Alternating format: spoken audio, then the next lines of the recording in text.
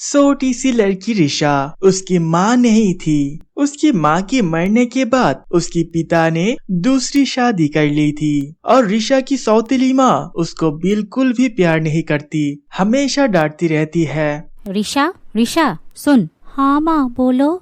इतनी देर क्यों लगाई आने में? जमींदार की बच्ची, घर सफाई करके खाना बना के रखना, मैं पार्लर जा रही हूँ। रिशा को ही घर के सारे काम करना पड़ते है। उसके पिता ये देख के भी कुछ नहीं कहता। उसकी उम्र सिर्फ 9 है। इतनी सी उम्र में माँ खोने से दुखी है। उसके ऊपर उसकी सौतेली माँ की अत्याचार करने की वजह से दुख दुगना हो रहा था। रिशा की एक छोटी सी गुड़िया थी जिससे वो हमेशा खेलती थी। वो गुड़िया रिशा को बहुत पसंद थी क्योंकि वो गुड़िया रिशा को उसकी माँ ने दी थी। गुड़िया देखने में बिल्कुल उसकी माँ की तरह थी, इसीलिए वो उससे माँ कह के पुकारती थी। रिशा गुड़िया को अपने साथ लेकर सोती थी। दोपहर के बाद रिशा की सौतेली माँ लौट के आते हैं। क्या हुआ? घर का सारा काम खत्म किया कि नहीं? ऐसे आराम से सो क्यों रहा है? माँ, मुझसे कुछ अच्छा नहीं लग रहा था, इसलिए कुछ नहीं किया। ये सुन के उसकी सौतेली माँ उसको बहुत मारा। फिर वो वहाँ से चली गई। रिशा गुड़िया को पकड़ के जोर जोर से रोता रहा और फिर अचानक गुड़िया बात करने लगा। रिशा रिशा आई क्या? ये तो माँ का गला है। हाँ आई, मैं ही हूँ। माँ तुम क्या लौट के आए? हाँ, मैं तुम्हें मदद करने के लिए लौट के आया हूँ। पता है माँ, मुझसे ये सब बहुत दुख देता है। घर का सारा काम मुझसे कराता है। मैं इतना छोटा हूँ, मुझसे क्या ये सब काम करना आता है माँ? तुम ही बोलो। मेरे जाने के बाद बहुत कष्ट हुई ना, इसलिए मैं आया हूँ तुम्हें मदद करने। रिशा गुड़िया को झपट के लेता है। रिशा, आज से तुम्हें कोई काम नहीं करनी पड़ेगी। पर माँ, काम न करने पे सौतेली माँ मुझसे मारेगी। तुम्हें नहीं सोचनी पड़ेगी, वो मैं जादू से सारा काम कर दूंगी। उसके बाद से रिशा को दिया हुआ हर काम गुड़िया अपनी जादू से कर देता था। रिशा, क्या हुआ? ऐसे बैठा क्यों है? माँ, आपके दिया सारा काम मैंने खत्म कर दी। सारा काम खत्म मतलब? हाँ, मैंने सब कर दी, आप जाके देख ले।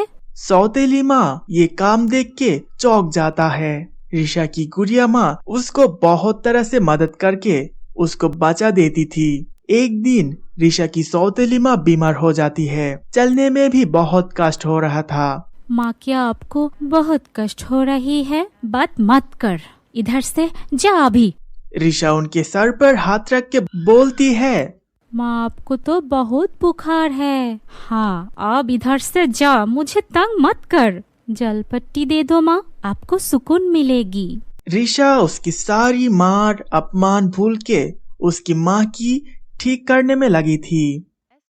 माँ, ये दवाई ले लो। मैंने तुझसे बहुत मारा, बहुत डांटा। माँ, अब बीमार हो, चुप रहो अब। नहीं रे, तू अभी छोटा है, फिर भी मैंने तुझ पर बहुत जुल्म की और तू सब भूल के मुझसे देखभाल कर रही है। तू मुझसे माफ कर दे। उनकी ऐसी बात सुन के रिशा रो देती है। तुम मेरे सौतेली माँ हो, फिर भी मेरे माँ हो। मुझे अपनी गलती समझ आ गया, मैंने कितना दुख दिया तुझसे। छोड़िए सब माँ, मैंने कुछ अपने दिल पर नहीं लिया, अब ठीक हो जाए जल्दी। उसके बाद रिशा की सौतेली माँ उसको अपने सीने से लगाती है। छोटी सी लड़की रिशा जैसे अपनी खोई हुई माँ को वापस पाता है। वो भाग के आके गुड़िया माँ को सब बताता है। पता है गुड़िया माँ, आज क्या हुआ? हाँ, पता है सब मुझे। और तुम्हारे सौतेली माँ जल्दी ठीक हो जाएगी। मैंने ही उनको बीमार कर दी थी, उनको उनकी गलती समझने के लिए। गुड़िया माँ, मेरे आज से 2 माँ है। नहीं बेटी, मुझसे अब जाना पड़ेगा, मैं सब ठीक करने आया था। रिशा रोते रोते अपनी गुड़िया को जोर से पकड़ती है और गुड़िया से एक रोशनी बाहर आके वो गायब हो जाता है।